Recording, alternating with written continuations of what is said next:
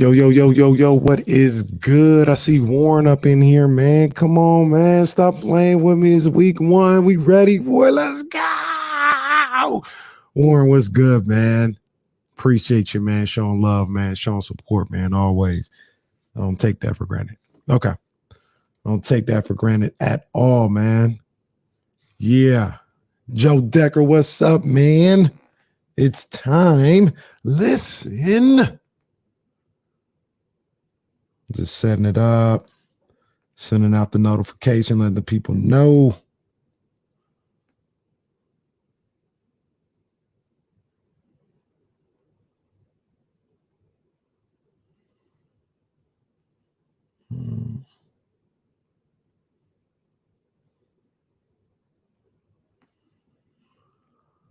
Yeah, John McCaffrey, what's good, man? Magic Man, what's good? Let's go, man. Hey, it's time, man. It's time. Niners season is here. Let's get it.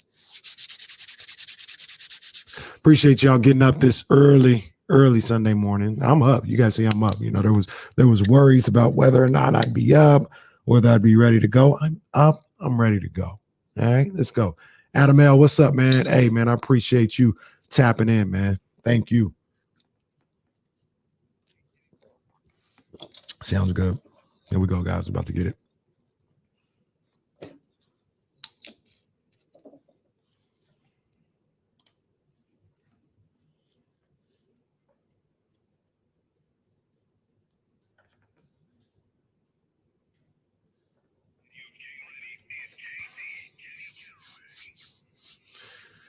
Yes, sir.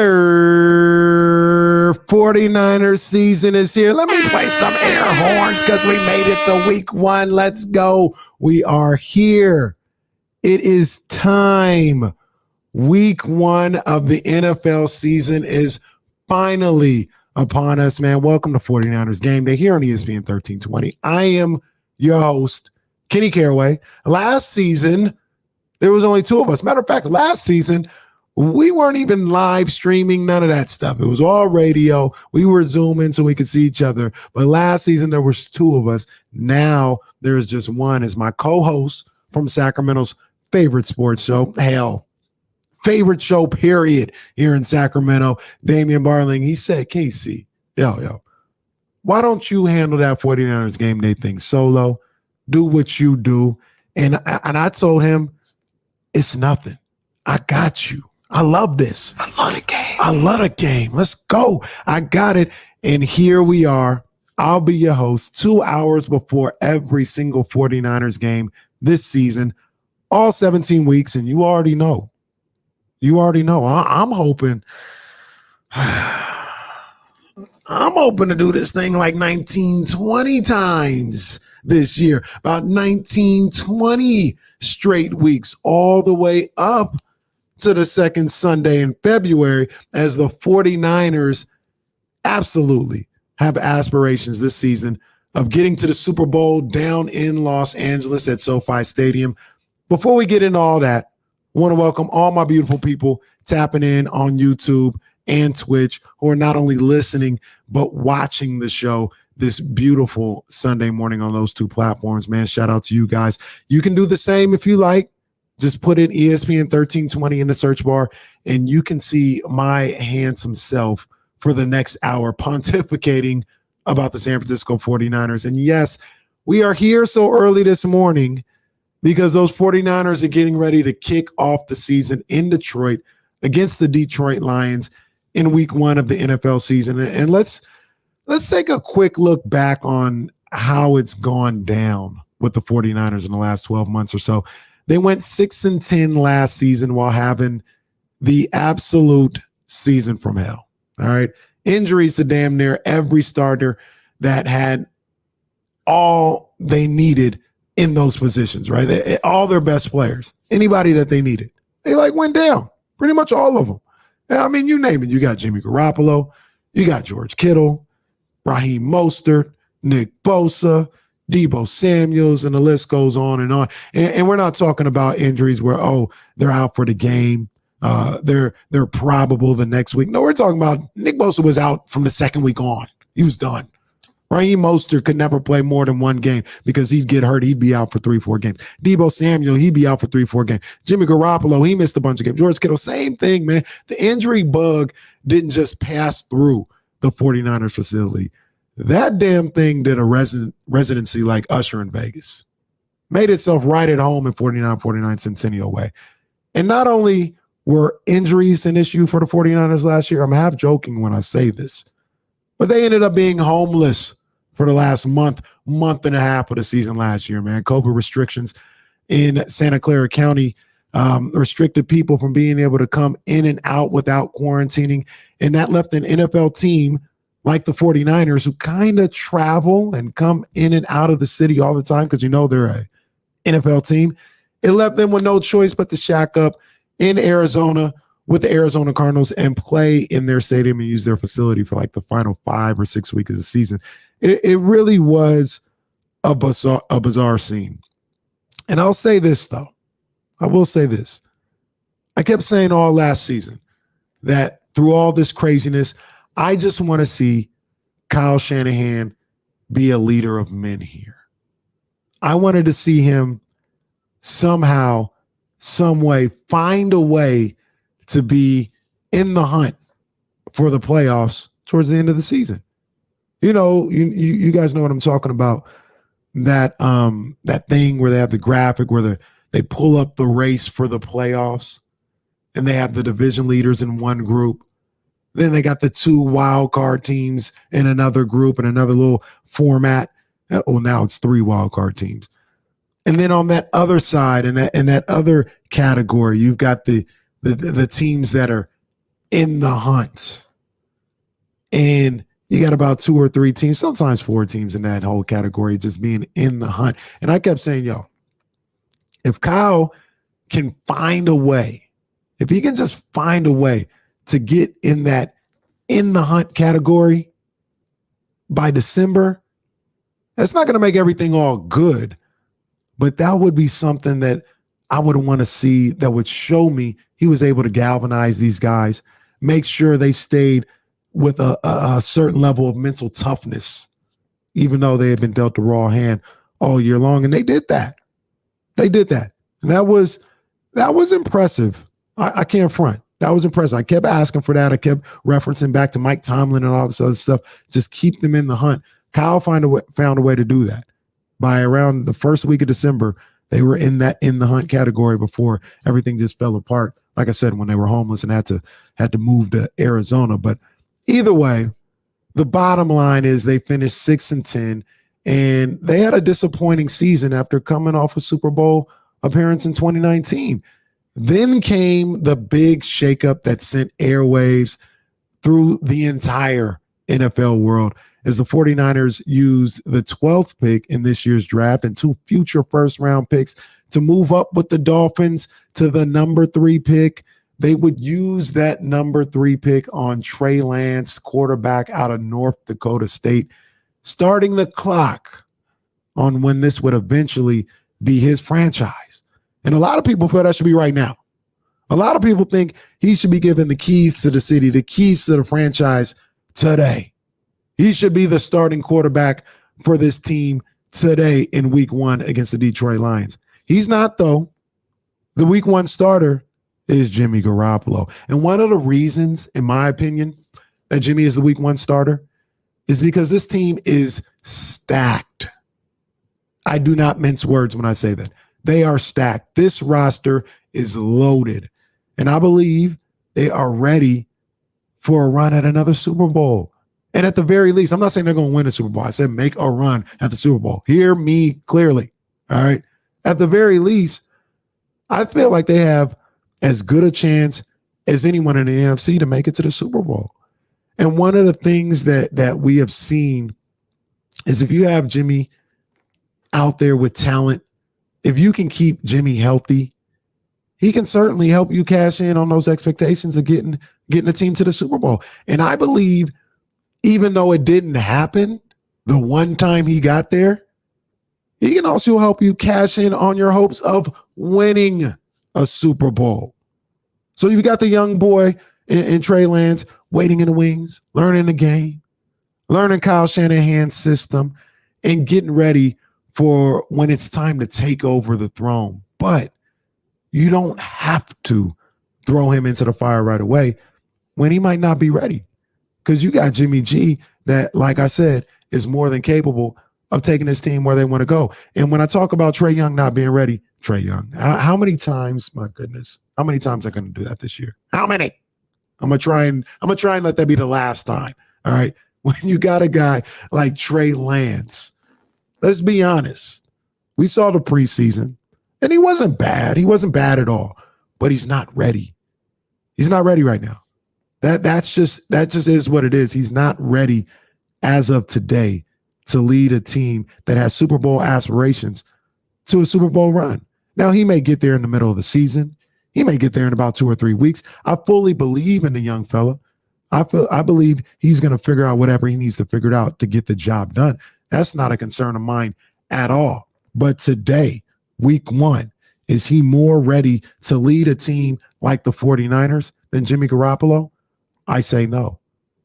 And I think the way to go is to have him sit, learn, do all that other stuff, and learn behind Jimmy and get his feet wet and get comfortable and get a better feel of everything. And I think that's ultimately, if you're the 49ers, the way they want to go. And I feel that's the way Kyle Shanahan feels about the whole thing. Now, with that being said, they showed in that final preseason game against the Raiders that they might have some things up their sleeves.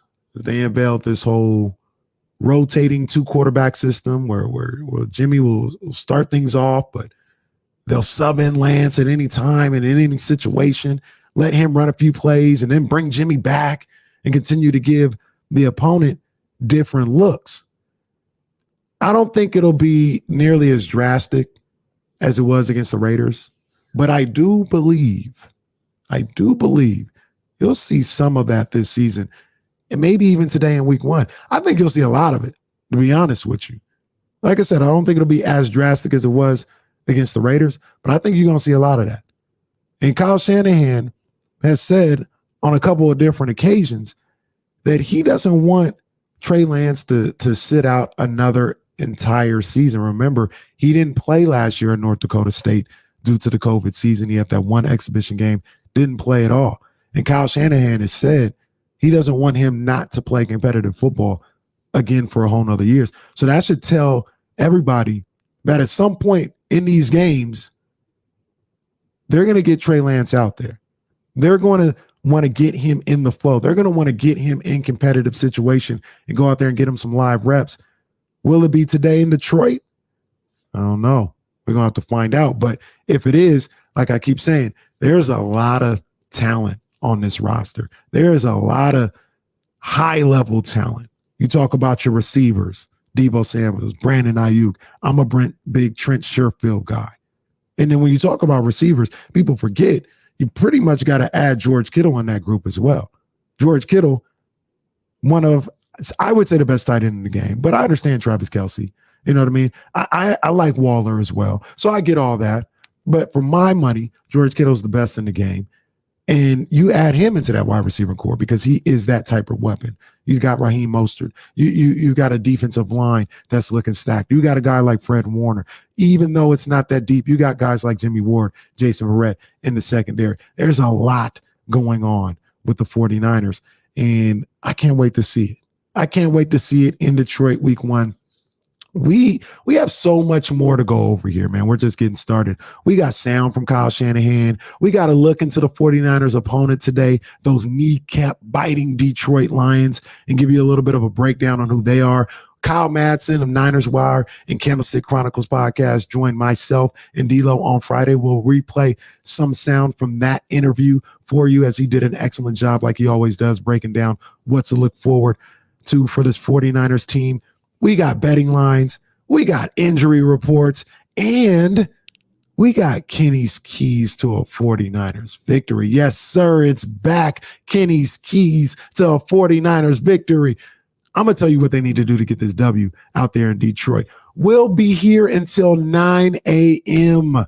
getting you ready for 49ers versus Lions this morning, as it's week 1 of the NFL season. And this It's 49ers Game Day with your main man, Kenny Caraway, on ESPN 1320.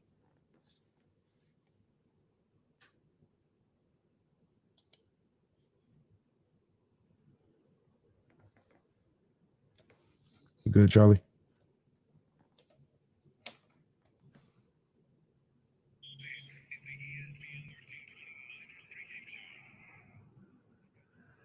Gotcha.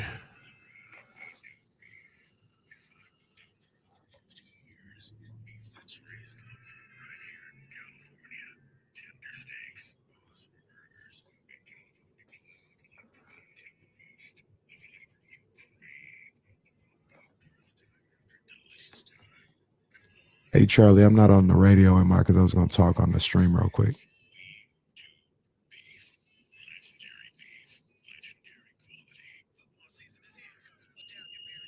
Okay.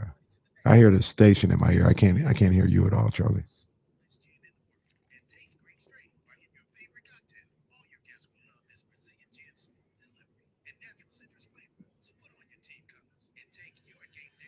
I think I hear you saying something, but the station is like way louder than you. Yeah, I hear you now. I hear you. Okay. Oh, okay. Okay. All good. Okay. You're coming back at 17, right? Okay. What's going on, everybody in the stream, man? What's up, man? T Green, I know, man. I know. All season long. Trey Young, Trey Lance. It's going to be crazy.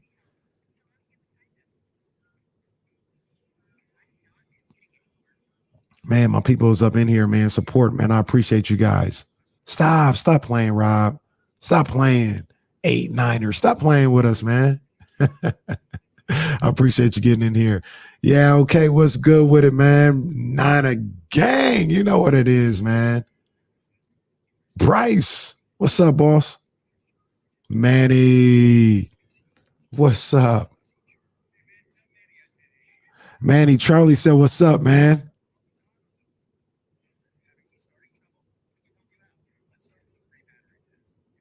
Chiron in the house. Will S in the house, man. All you guys, man, in here showing love, man, on this Sunday morning. I appreciate you guys, man. South Sac E. Chill.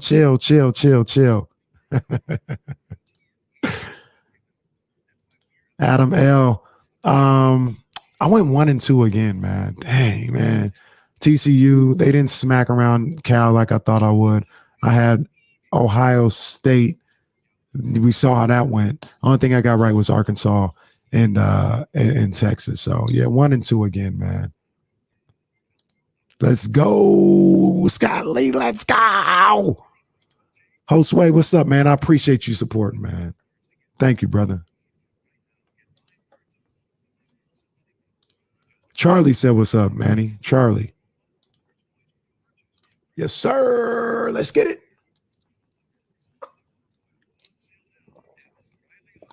I saw that clip. That was some good stuff. I like that. It's okay. It's a little loud, but it's okay.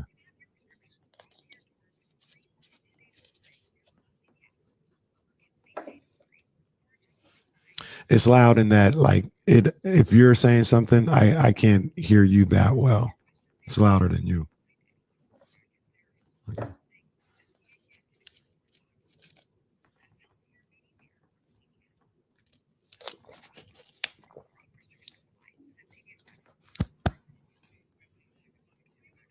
Okay.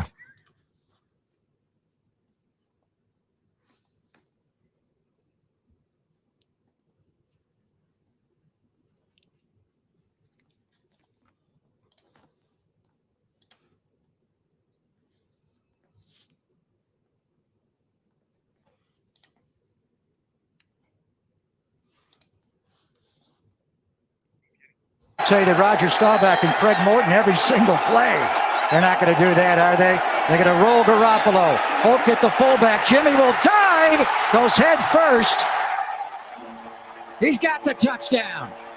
After all that, it's Garoppolo who runs it in as the quarterback. Lance is back in. Josh Hoke at the fullback to his left, Trey Sermon to his right. Hurd goes in motion. It's going to be Trey Lance, so we'll go into the end zone. Touchdown! San Francisco! Good to hear that. It certainly is. I'm hoping we hear a lot of that today in the following weeks after that. We hear a lot of that all season long. And for me, the wonderful Jimmy Garoppolo or Trey Lance, it doesn't matter.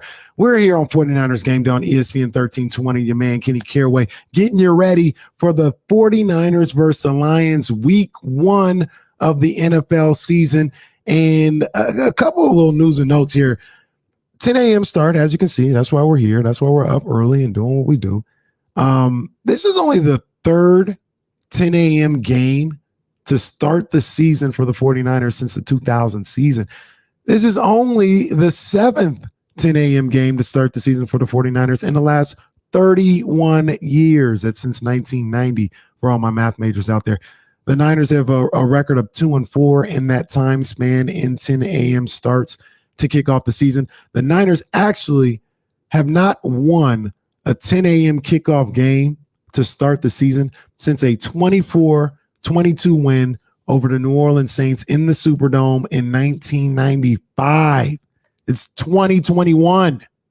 They haven't won a 10 a.m. game to start the season since then. They lost to the Bucs in 1997, 13-6. We all know what that was about. All right, we all know the trauma that we have as 49er fans, at least I have as 49er fans, from that opening week game. That was, you want to talk about the opening day from hell. Jerry Rice ripping his leg up, Warren Sapp, all this other. It was just nasty. It was nasty.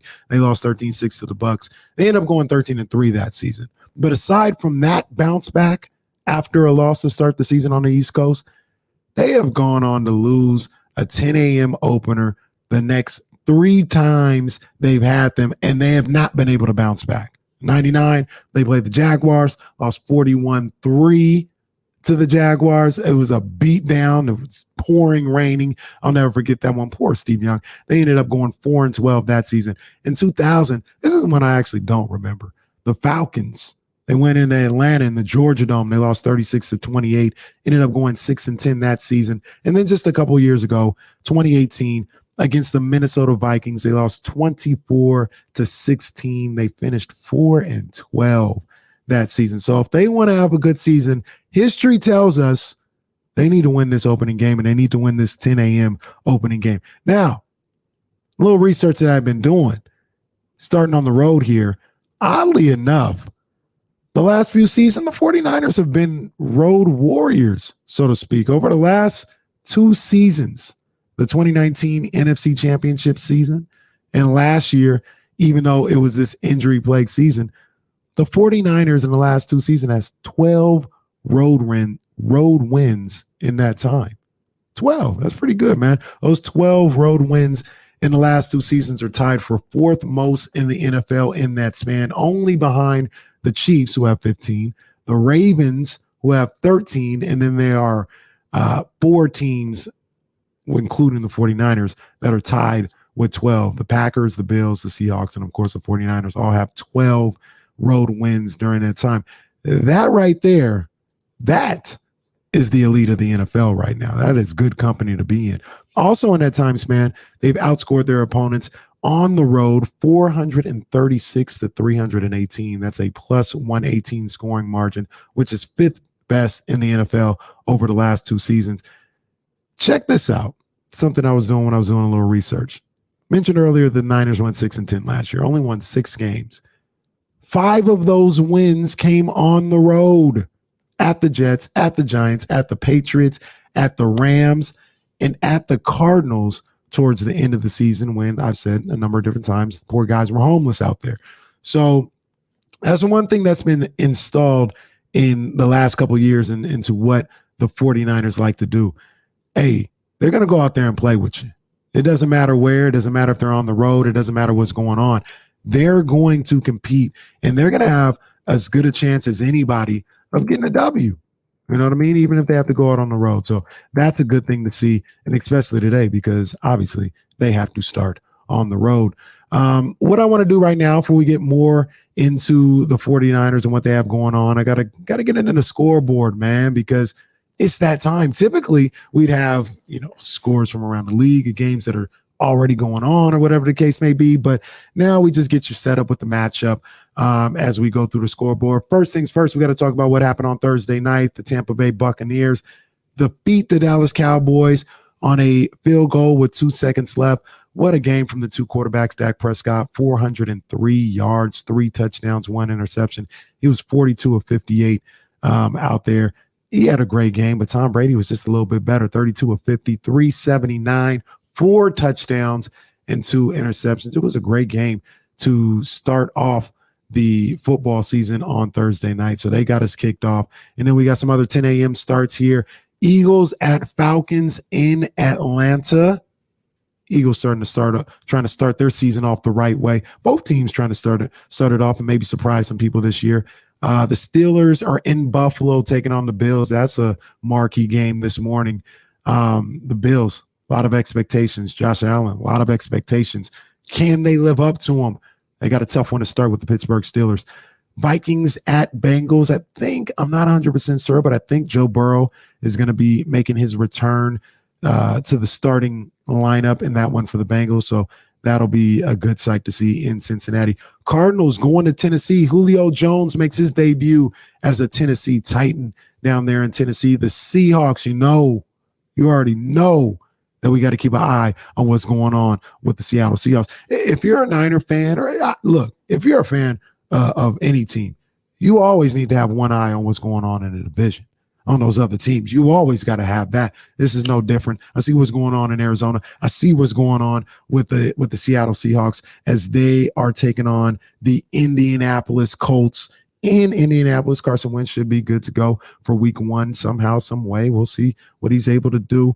A big game for me, a game that I was really looking forward to, the Chargers going to Washington to take on the football team.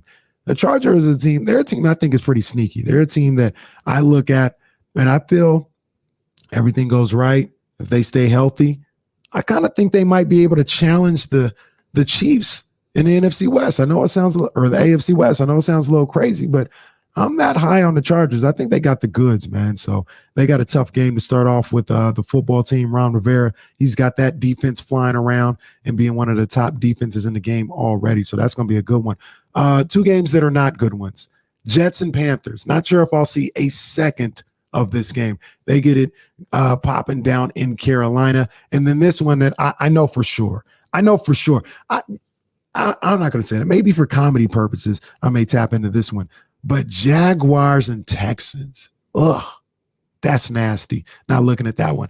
I take that back. Maybe I'll watch Trevor Lawrence and see his debut. But they're getting after it in Houston today, and that's the last 10 a.m. start. The afternoon game, see the Browns and the Chiefs going at it at Arrowhead Stadium. That's going to be a good one. That's the one I'm definitely looking forward to. They got a good slate of afternoon games as they got that one in Kansas City. Dolphins at Patriots. Mac Jones making his debut. Tua under center, getting the whole season for the Dolphins. That's going to be a good game. I'm going to check that one out. And then down in Jacksonville, not in New Orleans, as the Saints had to leave for a little while due to the hurricane that just passed through New Orleans a couple of weeks ago. They're going to be in Jacksonville taking on the Green Bay Packers. They should still have a good amount of Saints fans down there in Jacksonville. Is the Saints Nation. They go strong down in the South. So they should be still having a home field advantage down there. Last afternoon game, Broncos at Giants down in East Rutherford. Teddy Bridgewater, Vic Fangio trying to get it done down there against the Giants and Daniel Jones. And the Sunday night game is going to be the Chicago Bears in SoFi Stadium, kicking off SoFi Stadium with fans in it, taking on the Los Angeles Rams. This one stood out to me because I don't think the Bears are terrible at all. I don't even think they're a bad team, but somehow the Rams have the biggest spread for any favorite this week in week 1, 8.5 point favorites over the Chicago Bears to start the season.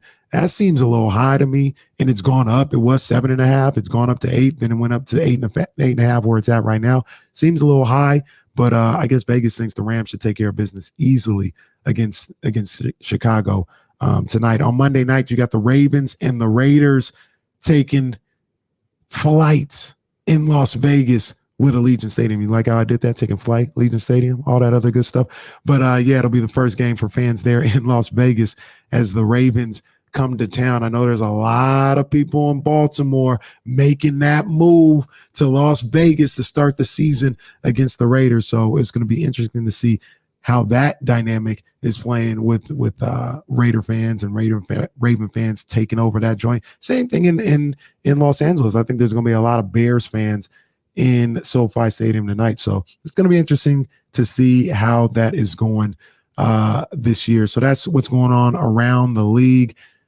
Back to the 49ers. Kyle Shanahan, head coach of the San Francisco 49ers.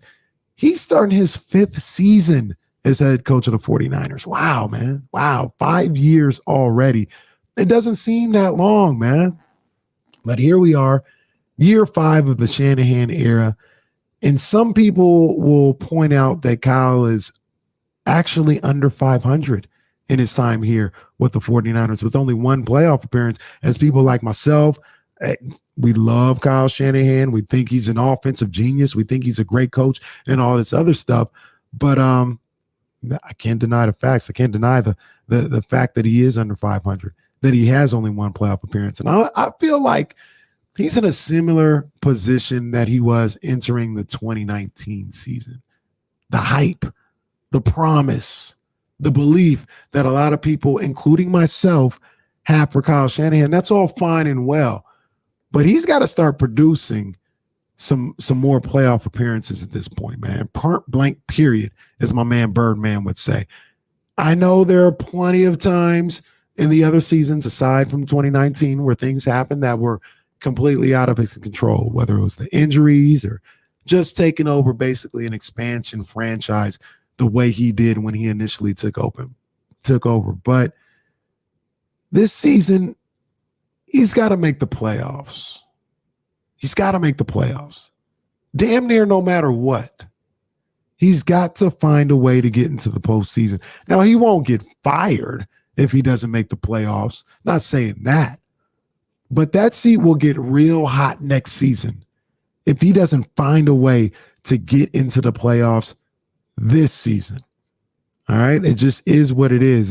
This is a franchise. This is a guy in Kyle Shanahan that we have a lot of expectations for. And he's good enough to be getting a team to the playoffs damn near year in and year out. So that's what we'll be looking for. I want to play some sound from Kyle Shanahan earlier in the week. He spoke at a couple of different times, a couple of press conferences. Wanted to play some of that sounds. One of the things that he talked about was the 49ers making a little bit of a mini splash at the beginning of this week when they signed former Pro Bowl cornerback Josh Norman. I always got that line from Jay-Z. I'm not Norman. What do you say? I'm not normal. I perform like Josh Norman. That was back when Josh Norman was really good. Norman last played for the Buffalo Bills. And while he has a big name and a big reputation, his play on the field, it hasn't seemed to live up to it the last few years. In the last 3 seasons, Norman has given up 16 touchdowns compared to only having 5 interceptions in that time. Kyle Shanahan talked earlier in the week about the signing of Josh Norman. I mean, I think you always got a chance with a veteran like Josh who's played in some similar systems, but not at all the same. So it is a huge challenge, but you don't learn everything in 1 week, but you learn a vet like him. You learn what you can do to get by and to not have busts and stuff like that. But also being in football shape's a big deal too. I mean, no matter how hard these guys work and come prepared, it takes some time to get in football shape to handle a whole game. And he had a good day Monday though, and we'll check him out the rest of this week. He was also asked a little later on why the team decided to go with Norman, and here's what Coach Shanahan had to say about the team's decision and the reasoning behind signing Josh Norman. Just played against him a bunch, so I got a ton of respect for how talented he is, but I got a ton of respect for how he plays the game. He's a guy who's never shied away from tackling. He has no problem going up there and jamming guys. He's a smart player. It's hard to get the big play on, and just the way he's competed wherever he's been, starting in Carolina to Washington, watching him a lot on tape at Buffalo last year, and I'm pumped to have him here. You know what? I'm not mad at that. I'm really not. I'm not mad at that. I know it might seem like I'm just sipping a little bit of that Kyle Shanahan Kool-Aid, and I promise I'm not, because everything, to be completely honest, points to this not working out at all with Josh Norman. And I can get behind people who believe that it's just not a good look. He's past his prime. But I can get behind the way he competes and what Kyle Shanahan talked about there. This guy's a competitor.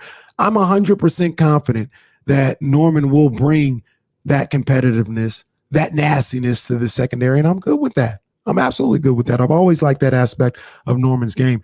So I don't know. Maybe you can get him in a good situation here in San Francisco and catch lightning in a bottle with them. Maybe you get a little bit of the Carlos Rogers 2011 season out of him. I know I'm wishing upon a star. I understand that. I'm just saying. All right, maybe you can get that out of Josh Norman.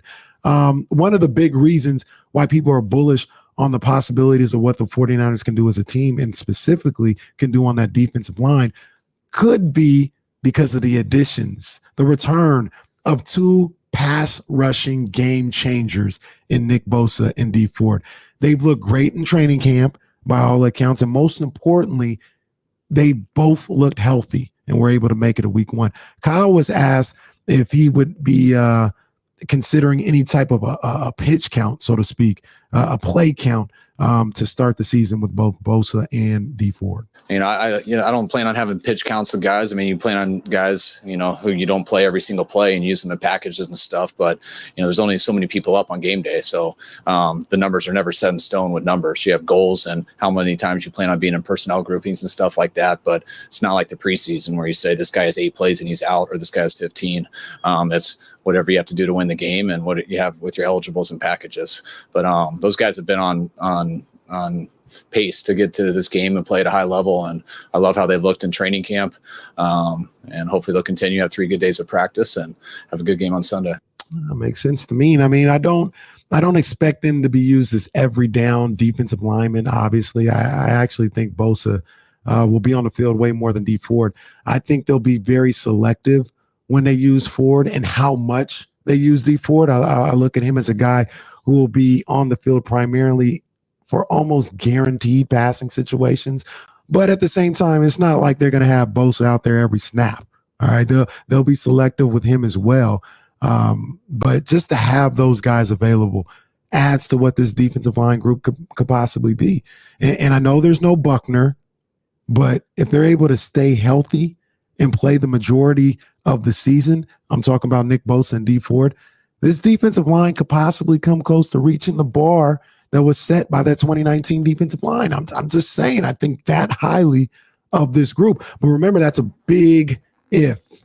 That's a huge if. And that's only if Nick Bosa and Dee Ford are in there for the majority of the season. One big topic this preseason, maybe the biggest topic this preseason for the 49ers, was the quarterback battle or the perceived quarterback battle between Jimmy Garoppolo and Trey Lance. Jimmy's looked all right in the preseason, man. He didn't play much, but when he was out there, he looked good to me. Kyle Shanahan was asked what he thought about the training camp and the preseason that Jimmy Garoppolo had. I think I said at the beginning, from OTAs to training camp, and I feel that's continued. Jimmy's has had as sharp of an offseason as he's had since I've been around him. And I feel that, he feels that, I think our team feels that. And so I feel he's as good of a spot as he has been going into a season. I keep saying it, man. I keep saying it, and I'm going to continue to say it until further notice, until I see different. I think Jimmy is going to have a really good season this year. I really do, man. I see him playing about the same way that he played in 2019. And much to the disbelief of many people, that was pretty damn good. That was pretty damn good how he played in 2019. He had some huge wins that season, and he had some really big performances. I'm serious, man. I think we're going to see 2019 Jimmy Garoppolo this season if he's healthy and under center. I really do. I think he's going to be really productive for this team. Last clip here. We talked a little while ago about the 49ers with the 10 a.m. start here on opening weekend and actually going back-to-back 10 a.m. starts to begin the season, as they'll do this again next Sunday in Philadelphia. Kyle Shanahan talked about if he felt that this team was ready for those back-to-back 10 a.m. starts. I think our guys understand the challenges of going to the East Coast back-to-back. I didn't totally understand that until I came here. Everyone told me that you needed to go early, and I told them I'd never done that. I don't agree, and I kind of learned the hard way after watching everyone barely awake the first game.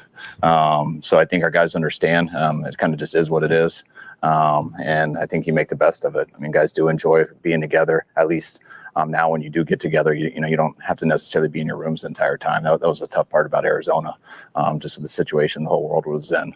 But right now, we're excited to go to Detroit, and when that's over, we'll get a week at the Greenbrier and then be ready for Philly.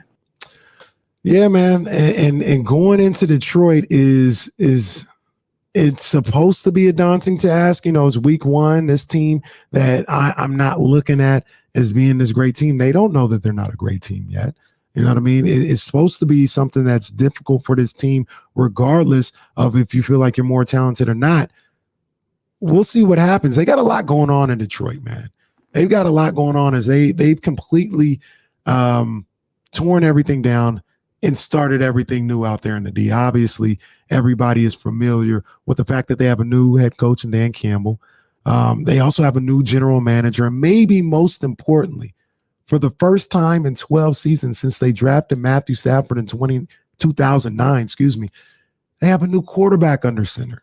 Jared Goff is the new QB in Detroit. And if we're being completely honest, this might be a welcome sight for the 49ers. All right. I don't mean to sound like that, but I'm just saying this may be a welcome sight for the 49ers because the last 2 years or so, former defensive coordinator Robert Saleh and the 49ers defense have absolutely had the blueprint to everything that is Jared Goff. They've had him 100% on lock, 100% on click-clack. They seem to know everything about him out there, what his comfort zones are out there, his tendencies, what he likes to do when you take away his first read, what he likes to eat for breakfast on game days, what his favorite color is, if he's a fan of Donda or more of a certified lover boy guy. They knew everything about that man, and they dominated him for the better part of 2 years. And I know Robert Saleh is gone, all right? I know he's not there no more.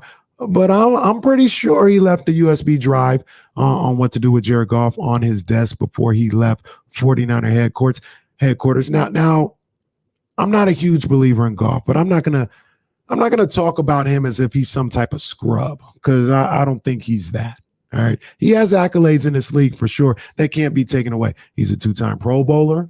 He's led a team to a Super Bowl appearance. He's got like little quirky stats and things of that nature. Like since the 2017 season, he's ranked 3rd in quarterbacks with 300 passing yard games. He's had 25 of those, only behind Pat Mahomes and Matt Ryan. But to me, I look at Jared Goff as probably a poor man's version of Alex Smith, except for the fact that he clearly isn't as good as Alex. I feel like with the Rams, he was kind of forced to throw the ball down the field more than he probably is comfortable with by nature. And, I just see him as a guy that's going to be looking for check downs a lot. You know what I mean? He's going to be looking to check the ball down if you take away, the deep part of the field. I don't see him really slinging the ball all over the field and hurting you that way. And now, without the same weaponry that he had on the offensive end when he's with the Rams, he simply doesn't look like he's going to have the playmakers or the coach to be able to open up too much anyway. So I'm not tripping off Jared Goff right now. I'm going to tell you that right now. The Lions' best player is probably tight end TJ Hawkinson. He was selected to his first Pro Bowl in the 2020 season. He had 67 receptions for 723 yards and 6 touchdowns. He was a former teammate of George Kittle at Iowa, and he was just as productive in his first 2 seasons in the league as his former teammate, who was the big homie essentially during their time in Iowa. Hawkinson can play, man. I like what he can do out there at the tight end position. He's not spectacular, but he's solid and he's consistent, and I can deal with it. I can take that. If I'm the Lions and Dan Campbell, I can rely on what TJ Hawkinson can bring to the table. So, he's a good ball player, man. And to me, if we're being honest, that's the one guy, in my opinion, that can hurt you. That's the guy that you've got to look at and say, yo, we've got to make sure we take him away, because if we don't do that, we're in trouble. We're in trouble here. We can't let him get off. We can't let him feel like he's got an opportunity to play a George Kittle role for the Lions. So they got to keep an eye on him. To me, their other best player is running back Deandre Swift. I like this young cat, man. He can really play. In 13 games last season, he ran for 521 yards on the season, and he ended up going for 4.6 yards a carry and 8 rushing touchdowns on the season. He also showed the ability to be a dual threat out there with 46 catches out of the backfield. He had 357 yards receiving and 2 more touchdowns for a season total. So this cat is a playmaker, and he needs to be accounted for if you're the 49ers. And you can't just let him run wild out there. You can't let him get a rhythm in the run game, and you make sure that you keep an eye on him out in space in the passing game. So the real issue here with the Lions, though, is that they just flat out lack enough talent and lack enough playmakers on both sides of the ball right now to really be competitive. You know, that's just really what it comes down to. They don't have enough to be competitive on a weekly basis. I don't see it from them. What I do see is I joke around a lot about Dan Campbell and biting kneecaps and all this other stuff. Look, man, from all accounts, from everything that I hear, they seem to really like Dan Campbell. They seem to really buy into to some of the stuff that he's talking about. I'm sure he's had to pull back just a little bit on some of that, but they seem to like him, and that goes for something. There's something to say about that, but I just don't think he has the horses. I think there's a lack of talent there that's going to keep them from being too competitive at all today and for the rest of the season. So, like I said, they just don't have the horses. The Niners are looking at a Lions team that they should be able to take care of and handle business against. Want to get to the injury report here as we get ready for 49ers Lions week 1. You can hear that right here on ESPN 1320. We're going to be here for, obviously now, for the pregame show. We're going to be here for the game. Don't forget, we're going to be here for the post game as well. As I'll be back right after the 49ers game, breaking down everything that we just saw. Hopefully we're seeing a 49ers victory, but we got you covered here on ESPN 1320, everything 49ers here today, because we got the best 49ers coverage in Sacramento. That's just what it is. You know what I mean? Don't listen to the media. The media will tell you something different. We got the best in the city right now. But I wanted to get to the injury report here before I got to the betting aspect and Kenny's keys to a 49ers victory. Kevin Givens, defensive lineman for the 49ers, he's questionable with the hip. Javon Kinlaw, the second-year man out of South Carolina, he's doubtful with a knee injury. Emmanuel Mosley is also doubtful, so we may be seeing a lot more than we expected of Josh Norman. Yesterday, Jalen Hurd was placed on the injured reserve, and he'll be out for at least 3 weeks. Dante Johnson was moved up from the practice squad to take that roster spot. Jalen Hurd, man, they put him on the 53-man. Thought he might be ready. Doesn't look like he's going to be ready.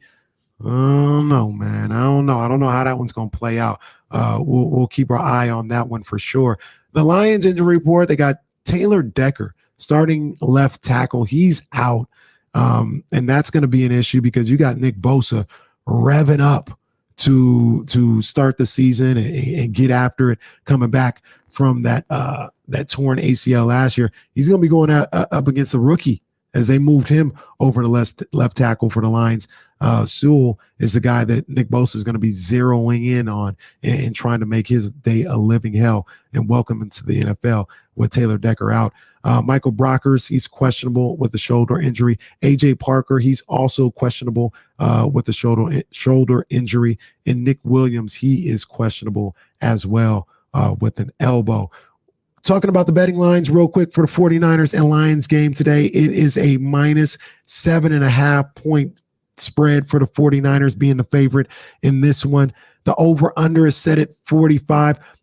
I usually try to stay away from betting on my favorite teams, especially when they're the favorites, because, I don't want the emotion of it all to take over. But 7.5 for the 49ers against the Lions. You guys heard what I had to say about the Lions. I'm not a big believer in them. I don't think they have the talent. Now, look, I told you again, man, it's week 1. They don't know that they're not good yet. I get all that. I'm just saying, 7.5, I'd be all over that. I'm not putting nothing down on it today, but for some of you guys that are trying to do it, I'd be all over that. 7.5 for the 49ers to get it started against the Detroit Lions. At 7.5, at one point that was tied with the Rams as being the largest week 1 spreads for the kickoff of the NFL season. That has been surpassed. As I mentioned earlier, the Rams are now minus 8.5, but the Niners are still comfortably with the second largest spread to start the season. I'd hop on it if I were you guys. And you guys want to know why I would hop on it? Why I would say, hey, this is what needs to happen. You need to get on that. Because I got the keys to a victory, man. I got the keys to a 49ers win. We don't have the music set up right now. That's my fault. We'll have it set up next week because, you got to hear some beats when you hear these Kenny's keys to a 49ers victory. You got to hear some vibes when you hear that Kenny's keys to a 49ers victory. But I'm going to give them to you nonetheless. I'm going to give them to you a cappella. I don't need no background music. All right. The first thing that I think the 49ers are going to need to do if they want to win this game against the Detroit Lions, they need to turn off the water early and they need to turn the water off often. All right. The 49ers, they allowed 314.4 yards per game in the 2020 season. That was good for 5th in the league.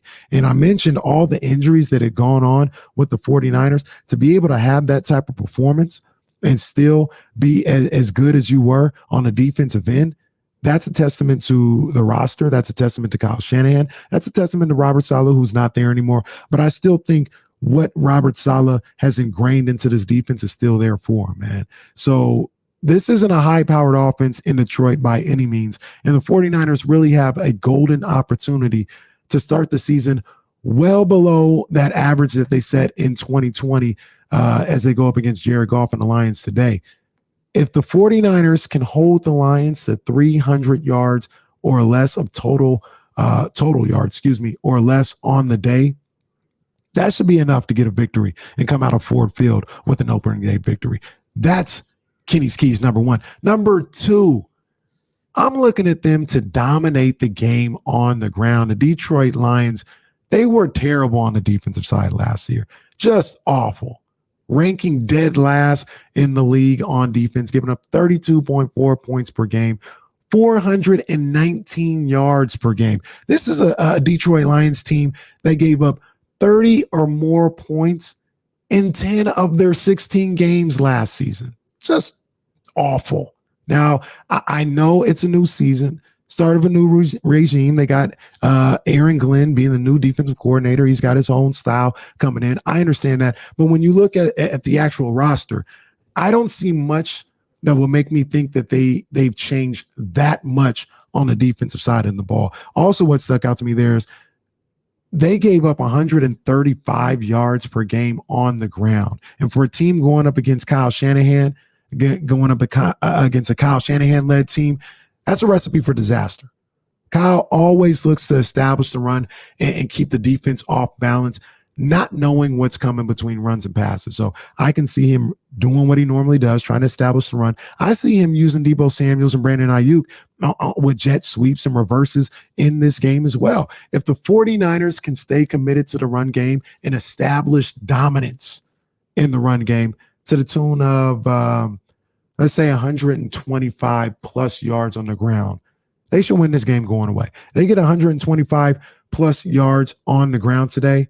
Once again, they should win this game going away. And last but not least, my final key to a 49ers victory, Deebo is back, and he's back with a bang today. Deebo Samuels, he missed the start of the season last year with a broken foot and never really got comfortable. As when he came back, he had some nagging hamstring injuries. And like I said, he just never got in the groove. from everything that's been reported, he's looked great in training camp, bulked up, looking as fast and explosive as we've seen him. I think he comes out in week 1 and he lets it be known that he is back in a major way. I'm going to put the number like this. I'm going to say this. If we can get 100 or more total yards on the game from Deebo Samuels, the 49ers are getting that win today. Get him involved early and often in the passing game. Like I said, in the jet sweep game, if you're Kyle, that could lead to a big day for Deebo Samuels. So 100 plus total yards on the day gets for Deebo Samuels, that gets the Niners in the win column. So we got that one. We got if they can run the ball for 125 plus yards, they'll get the W. And if they can hold the Lions to 300 yards or less on the day, all that should be enough to get an opening day victory in Ford Field. They got the 10 a.m. start, all the stuff that people are worried about. They ain't got to worry about nothing if they take care of Kenny Keys to a victory. That's all the time we have for the pre-game show. We are about an hour away from kickoff in Detroit for the 49ers, ready to start off this 2021 season. I can't wait. I keep telling you guys, man, you know how it is. I love the game, and I'm ready to go, man. Make sure that you're here all day. We got the game here on ESPN 1320 between the 49ers and the Lions. We've got post-game here on 49ers Game Day between the 49ers and the Lions with your man, Kenny Caraway. I'll be back later on in the day. I appreciate you guys for tuning in. Take care. Go Niners. Let's go. See you guys later.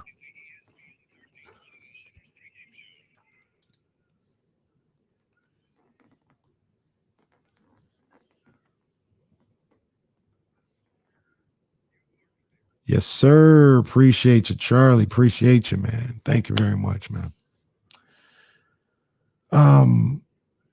Yeah, let me make sure. Cool. Man, I thought we were going to have time to get to Kyle. We didn't get to Kyle's interview, man. Plus, this little system was tripping.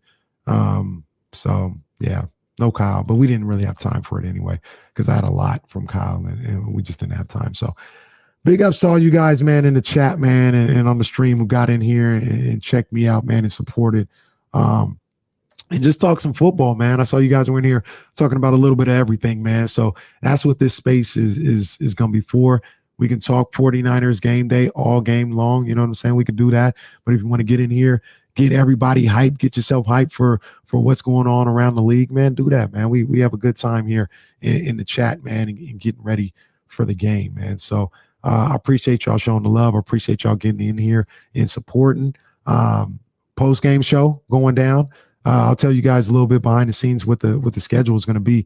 49ers like official post-game show with Greg Papa and Tim Ryan.